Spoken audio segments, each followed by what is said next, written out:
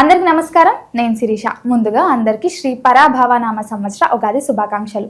ప్రస్తుతం మనతో పాటు ఉన్నారు సుప్రసిద్ధ జ్యోతిష్య వాస్తు పండితులు బ్రహ్మశ్రీ డాక్టర్ నాయకంటి మల్లికార్జున శర్మ గారు. గురుగారితో మాట్లాడదాం. నమస్కారం గురుగారు. నమస్కారం అమ్మా. గురుగారు, మీకు కూడా ముందుగా ఉగాది శుభాకాంక్షలు. తప్పకుండా అమ్మా, మీకు కూడా అమ్మా, మన ఛానల్ వాళ్ళకి మీకు కూడా.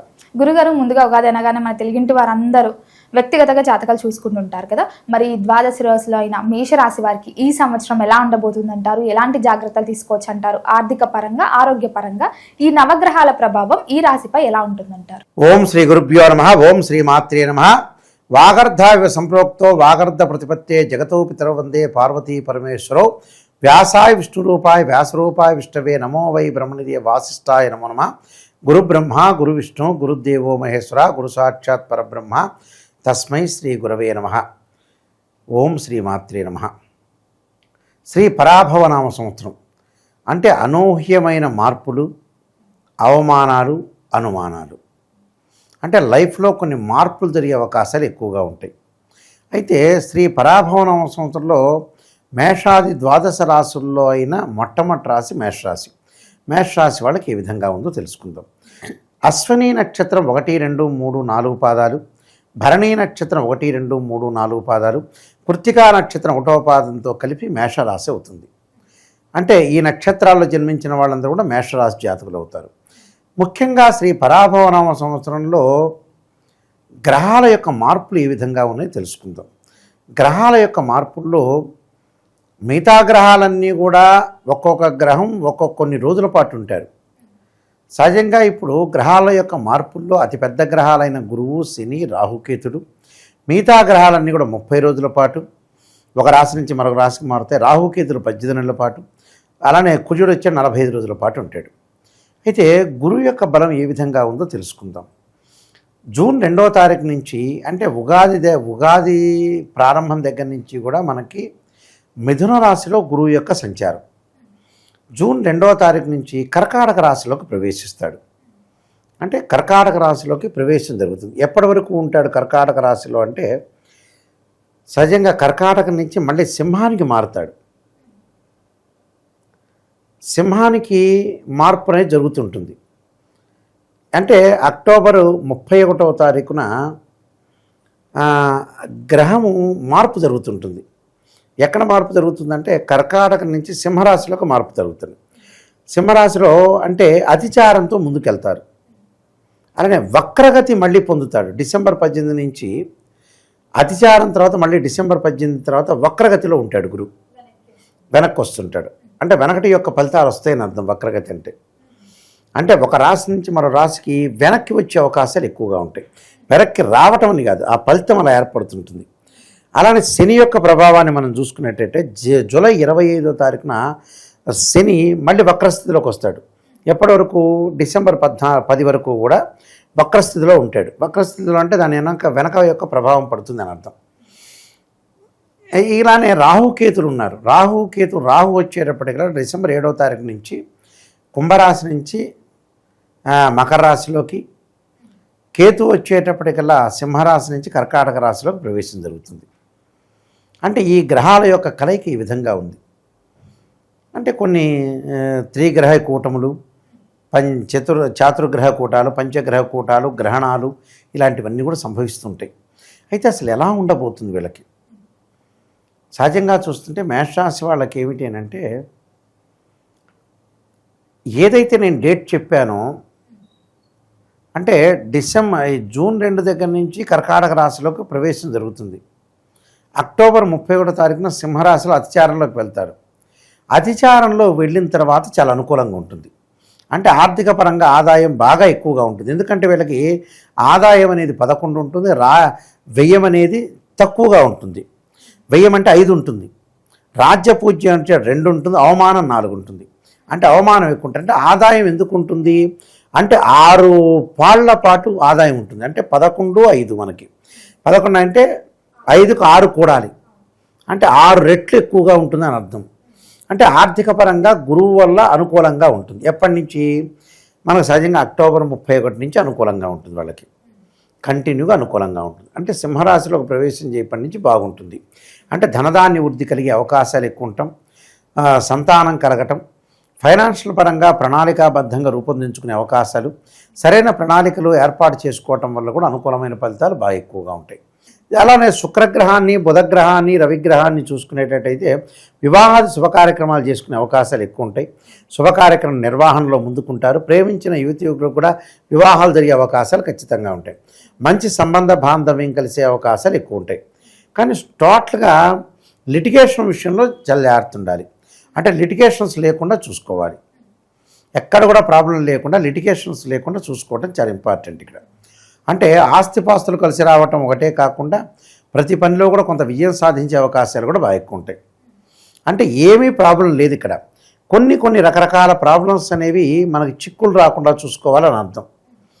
చిక్కులు రాకుండా చూసుకోవాలంటే ఏంటంటే ఏదైతే మనం చేస్తున్నామో వర్త్ఫుల్గా వెళ్ళాలి అని అర్థం. అంటే ప్రణాళికాబద్ధంగా వెళ్ళాలి. అంటే ఇక్కడ గురువు బాగానే ఉన్నాడు, శని బాగానే ఉన్నాడు, ధనధాన్య వృద్ధి కలుగుతుంది, అన్ని ప్రణాళికాబద్ధంగా ముందుకు వెళ్తారు, ప్రతి విషయంలో కూడా అనుకూలంగా ఉంటుంది. అంటే అన్ని రకాల అనుకూలంగా ఉండే అవకాశాలు ఎక్కువ ఉంటాయి. సహజంగా ఏమిటి అని అంటే ప్రతి విషయంలో కూడా కొంత పొరపాట్లు దొరకకుండా చూసుకోవాలి. ఇప్పటి నుంచి డిసెంబర్ 6 నుంచి అంటే ఉద్యోగంలో ప్రమోషన్లు, నిరుద్యోగులకు మంచి ఉద్యోగ అవకాశాలు, విదేశాలకు వెళ్ళే అవకాశాలు కూడా బాగా ఎక్కువ ఉంటాయి. మేషరాశి వాళ్ళకి గురువు యొక్క బలం వల్ల అనుకూలంగా ఉంటుందని చెప్పుకోవచ్చు. అంటే ప్రణాళికాబద్ధంగా ఉండే అవకాశాలు ఎక్కువ ఉంటాయి. అన్ని రకాలమైన ప్రణాళికను రూపొందించుకుంటారు. ప్రతి పనిలో కూడా ముందుకు వెళ్ళే అవకాశాలు ఎక్కువగా ఉంటాయి. అంటే లైఫ్లో గురుబలం బాగున్నట్టు అర్థం శ్రీ పరాభవనామ సంవత్సరం టోటల్గా. అలానే శని యొక్క బలాన్ని మనం చూసుకునేటట్టయితే శని మార్పు జరుగుతాడు, వక్రస్థితిలోకి వెళ్ళిపోతాడు కదా. జూలై 25వ తారీఖు నుంచి వక్రస్థితిలోకి వెళ్ళిపోగానే అనుకూలంగా ఉంటుంది వాళ్ళకి. అదే మీన రాశిలోనే ఉంటాడు. వక్రస్థితిలో వెళ్ళింది అంటే దాని వెనకటి యొక్క ఫలితం వస్తుందని అర్థం. అప్పుడు లాభస్థానం యొక్క ఫలితం ఉండటం వల్ల అన్ని లాభాలు కలుగుతాయని అర్థం. అంటే శని వల్ల మంచి లాభాలు కలగటమే కాకుండా ధనధాన్య వృద్ధి, బ్యాంకు లోన్లు రావటం, రుణాలు వచ్చే రుణాలని తప్పించుకుంటారు. అంటే రుణాలను ఇచ్చేస్తారు, మళ్ళీ లోన్లు రావటం ఒకటి, ఇల్లు కన్స్ట్రక్షన్ ఒకటి, వ్యాపారాన్ని, నూతన వ్యాపారాన్ని ప్రారంభం చేయటం, వ్యాపారంతో పాటు ప్రత్యేకంగా వాళ్ళకి కొన్ని కొత్తగా రూపొందించుకునే అవకాశాలు ఎక్కువ ఉంటాయి. అంటే గృహ ఉపకరణాలు, బంగారు వస్తువులు, బంగారు ఆభరణాలు, వాహన ప్రాప్తులు కలిగే అవకాశాలు ఎక్కువ ఉంటాయి. సరైన నిర్ణయం అనేది బాగా తీసుకుంటారు వీళ్ళు. సరైన సమయంలో సరైన నిర్ణయం తీసుకునే అవకాశాలు ఎక్కువ ఉంటాయి శని యొక్క బలం వల్ల. అంటే శని గురువు బాగానే ఉన్నారు వాళ్ళకి. రాహువు దగ్గరికి వచ్చేటప్పటికల్లా ప్రస్తుతం మేషరాశి వాళ్ళకి లాభంలో రాహు ఉన్నాడు, తర్వాత దశమంలోకి వెళ్ళిపోతాడు. అంటే డిసెంబర్ 7 నుంచి కొన్ని మార్పులు జరుగుతాయి, అనూహ్యమైన పరిణామాలు. ఎలాంటి వృత్తిపరంగా కొంత జాగ్రత్త ఉండాలి. జాబ్ పరంగా అంటే వృత్తి ఉద్యోగాలు అంటే జాబ్ ఎంప్లాయ్మెంట్ పరంగా చాలా జాగ్రత్త ఉండాలి. అంటే కొలీగ్స్తో గొడవలు జరగకుండా ప్రశాంతమైన వాతావరణంతో ఉండటం మంచిది. అలానే కేతు యొక్క బలం వల్ల తీర్థయాత్రలు, పుణ్యక్షేత్రాలు చేసే అవకాశాలు ఎక్కువ ఉంటాం. అలానే తల్లి యొక్క ఆరోగ్యాన్ని కూడా ఫస్ట్ ప్రయారిటీ ఇవ్వాలి. అంటే చతుర్థ స్థానంలోకి వస్తాడు. ప్రజెంట్ డిసెంబర్ 7 వరకు బాగున్నాడు. డిసెంబర్ 6వ తారీఖు నైట్ వరకు కేతు బాగుంటాడు. అలాగే రాహు కూడా బాగుంటాడు. తర్వాత రోజుల్లో రాహుకేతులు మార్పులు జరుగుతుండటం వల్ల కొన్ని ఇబ్బందికరమైన వాతావరణం వస్తుంది. రాహు వల్ల ఎలాంటి ఇబ్బందులు వస్తుంది? విదేశాలకు వెళ్ళే వాళ్ళు ఖచ్చితంగా డిసెంబర్ 6 లోపల ప్లాన్ చేసుకోవాలి. అలానే రియల్ ఎస్టేట్ కానీ, కన్స్ట్రక్షన్స్ కానీ, ఇళ్ళు కొనుగోలు కానీ, భూములు కొనుగోలు కానీ వీళ్ళందరూ కూడా ఖచ్చితంగా డిసెంబర్ 6 లోపల ప్లాన్ చేసుకొని కొనుక్కోవాలి. అంటే కుజవత్ కేతు అంటారు. కుజవత్ కేతు అంటే కుజుడి యొక్క ఫలితాన్ని కేతు ఇస్తాడని అర్థం. అంటే పిత్రార్జితం కలిసి వచ్చే అవకాశాలు ఉంటాయి. డిసెంబర్ 6 లోపల అన్నదమ్ముల మధ్యలో సఖ్యత బాగా పెరుగుతుంది. కానీ డిసెంబర్ 7 తర్వాత విభేదాలు రాకుండా చూసుకోవాలి, జాగ్రత్త పడాలి. ఇవన్నీ గోచారరీత్యా చెప్పబడే ఫలితాలే. అలానే అనారోగ్య విషయంలో కూడా డిసెంబర్ 7 నుంచి కొంత అధిక మొత్తాన్ని ఖర్చు చేసే అవకాశాలు ఎక్కువ ఉంటాయి హాస్పిటల్ విషయంలో. కానీ అంటే వ్యతిరేక ఫలితాలు రాకుండా చూసుకోవాలి. అవినీతి అంటే ఎవరైతే ఎంప్లాయీలు ఉన్నారో వాళ్ళు కొంత బదిలీలు, కోర్టు కేసులు రాకుండా చూసుకోవాలి. అలానే పూలు, పండ్లు, వస్త్రాలు, వ్యాపారులు అందరికీ కూడా కొంత అనుకూలంగా ఉండటం ఒకటి. ఎలక్ట్రికల్, ఎలక్ట్రానిక్స్ రవాణా సౌకర్యం వాళ్ళకు కూడా చాలా బాగుంటుంది.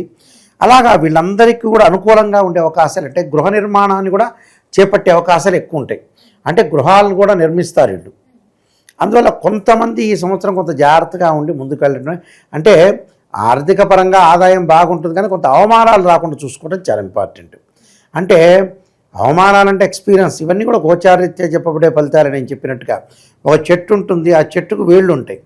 ఆ వేళ్ల పైన చెట్టు ఉంటుంది, ఆ చెట్టు కొమ్మలు ఉంటాయి, ఆకులు ఉంటాయి. ఆకులు అంటే ఏమిటంటే సహజంగా మనకి రైన్ సీజన్లో వస్తాయి, వింటర్ సీజన్లో నిలబడిపోతాయి, సమ్మర్ సీజన్లో కింద రాలిపోతుంటాయి. అంటే గ్రహాలన్నీ కూడా రొటేట్ అవుతుంటాయి. అంటే దిస్ ఇస్ ద గోచారం అంటారు, దిస్ ఇస్ ట్రాన్సిట్ సిస్టమ్ అంటారు. బర్త్ చార్ట్ అంటే వేళ్ళు అని అర్థం. అంటే బర్త్ చార్ట్ పర్మనెంట్గా ఉంటుంది. ఎందుకు గోచారం చూస్తున్నారంటే వితిన్ సెకండ్లో అయినా అదృష్టం వచ్చే అవకాశం ఉంటుందేమోనని ఆశ కదా, మానవుడు ఆశాజీవి కదా. గోచారం ద్వారా తెలుసుకోవచ్చు. గోచారం ద్వారా తెలుసుకోవచ్చు. అంటే ఎంత కృషి చేసినా ఆవగిందంత అదృష్టం ఉండాలి, ఆ అదృష్టమే గోచారం. అంటే ఈ మధ్యకాలంలో కొన్ని మార్పులు జరిగినాయిలేండి. ఈ మధ్యకాలంలో ఎలా ఉంటుందంటే భగవంతుడు అంటే భక్త్యా భయమా, లేకపోతే అక్కడికి ఇక్కడికి వెళ్ళేటప్పుడు ఏదైనా ఎక్స్కర్షన్ హోమ్సిక్ హాలిడేస్ లాగా పిల్లల్లాగా ఆలోచన చేస్తున్నారంటే భక్తి తగ్గిపోయింది, భయం పెరిగింది. భక్తి అంటే ఏంటంటే పాప కార్యక్రమాల విషయంలో ఏదో పాపం చేయటం, తిరుపతికి వెళ్ళటం, శ్రీశైలంకి వెళ్ళటం, పాప ఆయన మీద పడేయటం భారం. మనం అన్ని తప్పులు చేయటం, భగవంతుని పడేయటం. భగవంతుడు ఏం తిక్కలా, ఆయన ఏం కాదు, అన్నీ చూస్తుంటాడు. నువ్వు మంచివాడా కాదా, నువ్వు క్యారెక్టర్ ఏంటని చూస్తాడు. భక్తి ఎక్కువ కావటంలో తప్పు లేదు. కానీ మనం వింటర్ సీజన్లో వెళ్తుంటాం ఏదైనా హైవేలో, విజయవాడ కర్నూలులో, అక్కడ స్నో అదే మంచు వస్తూ ఉంటుంది. అలాగా భక్తి యొక్క ముసుగు ఎక్కువైపోయింది. కారణం ఏంటంటే తల్లిదండ్రులను పక్కన పెట్టేసేసి, తల్లిదండ్రులు కానీ ఎవరన్నా చీటింగ్ చేయటం కానీ, ఎవరన్నా చండాలం చేయటం కానీ, చీటింగ్ ఎక్కువ చేయటం ఒకటి. సరే వ్యక్తిగత జీవితంలో వాళ్ళవి తిండి తింటారు, రకరకాలు ఉంటుంది, దాని విషయం కాదు. మోసం చేయటం, చీటింగ్ చేయటం, వెంబడే వెంకటేశ్వర స్వామి కాళ్ళు పట్టుకోవటం, ఇదే పని. ఎవరైనా ఒకసారి క్షమిస్తాడు, రెండోసారి భగవంతుడు క్షమిస్తాడు, మూడోసారి క్షమిస్తాడు, నాలుగోసారి పొద్దుకులు వీడిని ఏం క్షమించడు. వీడిదే పనట్టుంది, వీడి పెద్ద చీటింగ్ వెదవని. నీకే ఇన్ని తెలివితేటలుంటే భగవంతుడికి ఎన్ని తెలివితేటలు ఉండాలండి, అవునా కాదా? మన చీటింగ్ చేస్తున్న భగవంతుడికి తెలియదా? మాతృదేవో భవ పితృదేవో భవ అన్నారు. నువ్వు తల్లిదండ్రులను చూడమని అంటారు శాస్త్రంలో. చనిపోయినప్పుడు పిండ ప్రదానాలు ఇలాంటివన్నీ సొసైటీ కోసం, బంధువుల కోసం పెడుతుంటారు. పొద్దుకులు కూడా ఏదో నిష్ఠాగరిష్ఠుడిలాగా వెంకటేశ్వర స్వామి టెంపుల్కి వెళ్ళటాలు, శ్రీశైలంకి వెళ్ళటం, ఇలాంటివన్నీ జరుగుతుంటాయి. నిష్ఠాగరిష్టం అంటే ఏంటంటే ఇప్పుడు చూడండి, కాశీకి వెళ్తామా, కాశీలో బెండకాయలు దొండకాయలు తినని పదార్థాలన్నీ వాడి మొహాన్ని పడేస్తారు. దేవుడు ఆ నదిలో బ్రాహ్మడు చెబుతాడు కదా, బ్రాహ్మడు ఆ నదిలో పడేయటం, వారి మొహాన్ని పడేయటం జరుగుతుంటుంది. అయితే ఇక్కడ నదిలో సముద్రంలో పడేయటం కాదు, నదిలో పడేయటం కాదు. భగవంతుడు ఏం చెప్పాడంటే అరిషడ్ వర్గాలని జయించాలన్నారు. అంటే కామక్రోధ లోభాలని తగ్గించుకోవాలి, నీ వ్యసనాలకు తగ్గించుకొని ఆ వ్యసనాలని వదిలేయమన్నాడు కాశీలో. పాపం మన వాళ్ళు వదిలేయలేక అలాంటివన్నీ కూడా మందు దాటం ఇలాంటివన్నీ వదిలేయకుండా వీళ్ళు ఏం చేశారంటే బెండకాయ దొండకాయ ఏదో ఇష్టమైన పదార్థం ఉంటుంది కదా. మానవుడు తెలివిగల్లోడు. పాపం భగవంతుడు వీడే తెలివిగల్లోడు అని అనుకుంటాడు మానవుడు. భగవంతుడు ఇంకా మంచి తెలివిగల్లోడు. నిన్ను పుట్టించిన వాడే భగవంతుడు, ఆయన తెలియకుండా ఉంటుందా? ఇలాంటివి చేస్తుంటారండి, చాలా ట్రిక్ ప్లే చేస్తుంటారు. భగవంతుని ఆరాధన చేయటం తప్పు లేదు, కానీ తల్లిదండ్రులు కూడా ఆచరించాలి. అక్కడే పైకి వెళ్ళంగానే మార్కులు పడతాయి. అదివరకు ఎంసెట్ ఐఐటి మార్కులు ఉన్నాయి కదా, ఒక క్వశ్చన్కి రైట్ రాస్తే ఇంకో క్వశ్చన్కి రాంగ్ రాస్తే మైనస్ మార్కులు వేస్తారు చూసారా. అలాగే వెంకటేశ్వర స్వామికి 25 సార్లు వెళ్ళాం, శ్రీశైలానికి 30 సార్లు వెళ్ళాం. తల్లిదండ్రులు తీసుకెళ్ళి వృద్ధాశ్రమంలో పడేసాం, వెంబటే మైనస్ మార్కులు. పైన అక్కడ ఎముడు చూస్తుంటాడు, వెరీ గుడ్. వెంకటేశ్వర స్వామి దగ్గరికి వెళ్ళారు, శ్రీశైలం మల్లికార్జున స్వామి దగ్గరికి వెళ్ళారు, ఓకే వెరీ గుడ్, 100కి 100 వేస్తాడు. వేయంగానే వెంబటే పైకి వెళ్తుంది పరమేశ్వరుడి దగ్గరికి. మన పేపర్ ఎగ్జామినేషన్ పేపర్ ఎముడు ఎలా దిద్దాడని పరమేశ్వరుడు చూస్తాడు, మళ్ళీ అసిస్టెంట్ చూస్తాడు.